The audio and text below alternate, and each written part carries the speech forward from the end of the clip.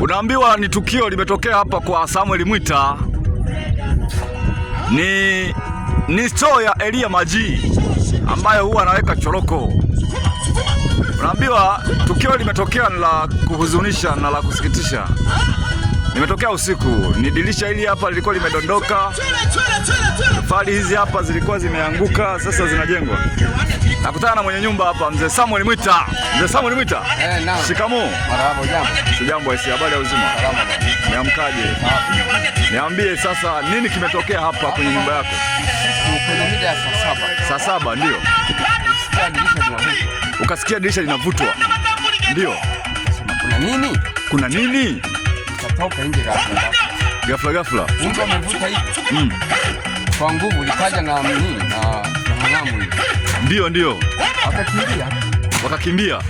Ukasikia kishindo. Kishindo. Sawa. Wakakimbia.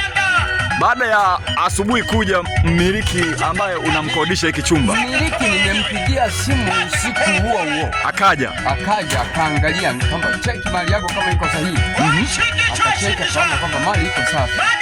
Na humu ndani anahifadhi nini? Choroko, alizeti, mtama. Yaani kila kitu anachonunua humo anahifadhi. Wito wako ni nini sasa kwa watu wanaofanya matukio ya hovyo kama hawa? Unawapa wito gani? Yaani ni kwamba hawa watu wakionekana wapewe adhabu kubwa. Wanatufanyia maafa mabaya mno. Sawa. Ni tukio la pili kutokea katika eneo hili. Mwanzo duka la Bwana Elia lilionekana limeibiwa. Ndio. Na leo wamehamia upande wa kwenye nyumba yako hapa, wamefanya kitu kama hiki, lakini bahati nzuri hawajaiba. Walikimbia lakini mle waliiba. Bwana, kama hali unavyoona, wito na rai umetolewa kwa watu watakaoonekana wamefanya matukio kama haya. Endapo watakamatwa, watakiona cha mtema kuni.